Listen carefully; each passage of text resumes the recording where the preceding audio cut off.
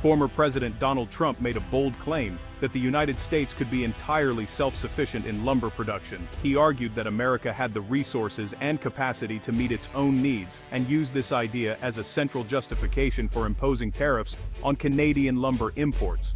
The logic was straightforward. By making Canadian lumber more expensive through tariffs, American producers would gain a competitive edge, and domestic mills would see a surge in business. The message resonated with many: protect American jobs, boost local industry, and keep money within the country. It painted a picture of a thriving, self-reliant U.S. lumber sector. However, this narrative overlooks a crucial reality. U.S. home builders consistently require more lumber than American forests and mills can provide, especially during periods of rapid growth and high demand. For decades, Canada has stepped in to fill this persistent gap, supplying essential softwood lumber that is vital for building new homes and supporting the construction industry. This reliance on Canadian lumber isn't a sign of weakness or failure. Rather, it's a practical and efficient solution to a long-standing supply-demand imbalance that benefits both countries. The U.S. housing market is enormous, and domestic sawmills simply can't keep up with the pace, especially during building booms when demand skyrockets and timelines are tight. Replacing Canadian imports would require a massive and likely unrealistic expansion of the U.S. lumber industry, one that would take years and significant investment to achieve. The truth is, the American and Canadian economies are deeply intertwined, especially when it comes to lumber. Builders across the U.S. depend on this cross-border trade to keep projects moving and costs manageable. Yet political rhetoric often ignores these economic realities, focusing instead on slogans and promises. This disconnect set the stage for a contentious trade dispute that would have far-reaching consequences. While tariffs were intended to help U.S. producers, the real impact was felt by the industries and families working to build America's homes, facing higher costs, delays, and uncertainty. The turmoil that followed made it clear just how interconnected and dependent the U.S. and Canadian lumber markets truly are, with disruptions quickly rippling through both economies. Untangling this complex supply chain is far more challenging than any political slogan suggests, revealing the deep ties and mutual reliance that define North American lumber.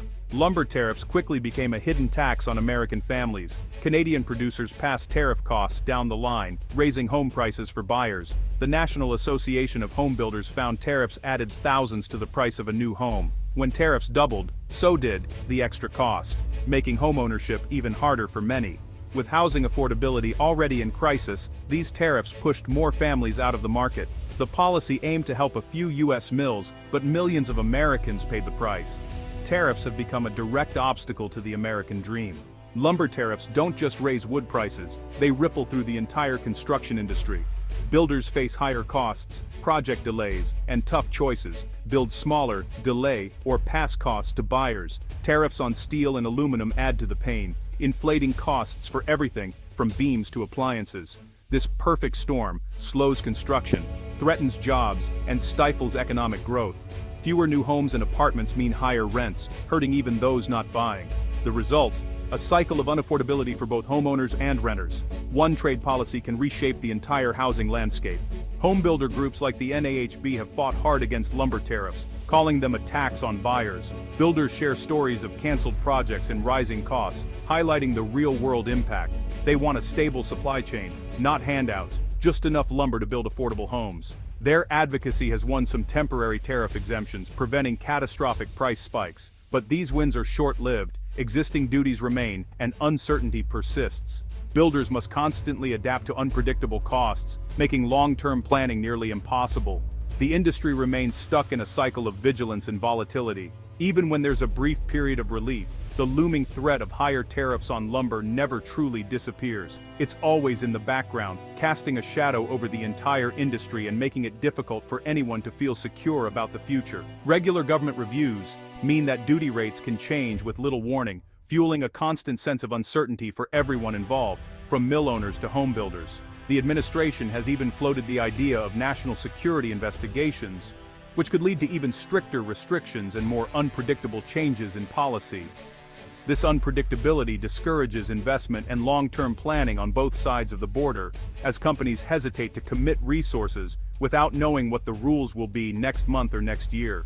Canadian mills in particular are reluctant to expand or upgrade their facilities, unsure if they'll have reliable access to the US market, or if new tariffs will suddenly make their products too expensive.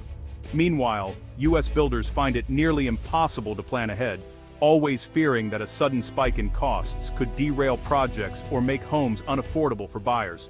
The result is a highly volatile market where prices can swing wildly based on rumors, policy reviews, or even a single news headline, making stability a distant dream. For home builders, this kind of instability is a nightmare. Offering firm price quotes to clients becomes nearly impossible, and every project carries extra financial risk. Ultimately, the constant threat of higher tariffs acts as a hidden tax, quietly raising housing costs for everyone and making the dream of homeownership even harder to achieve for many families.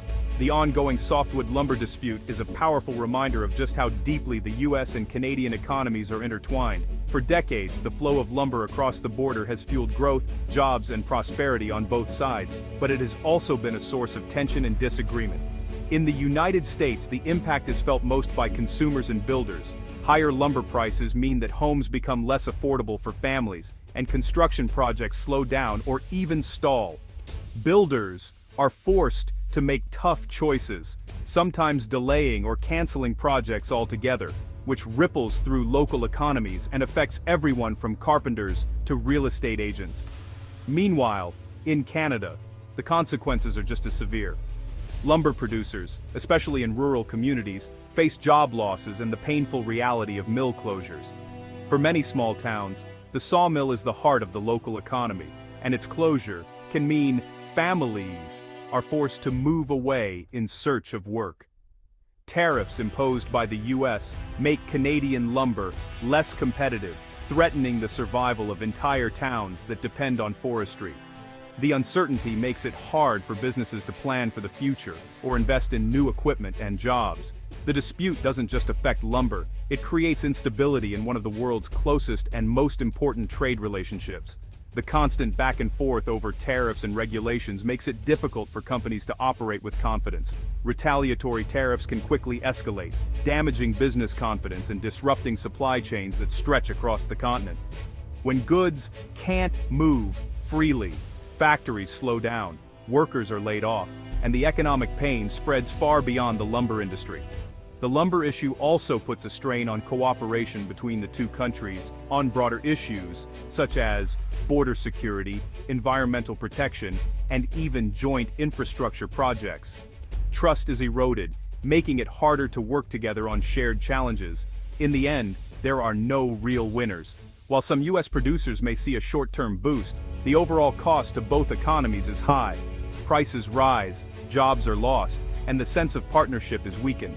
American families pay more for their homes, Canadian workers face an uncertain future, and small businesses on both sides of the border struggle to survive. The human cost is real and often overlooked in policy debates. The ongoing trade war is a clear signal that a more stable, cooperative approach is urgently needed. Without it, the cycle of tariffs and retaliation will only continue, deepening the divide and harming both nations.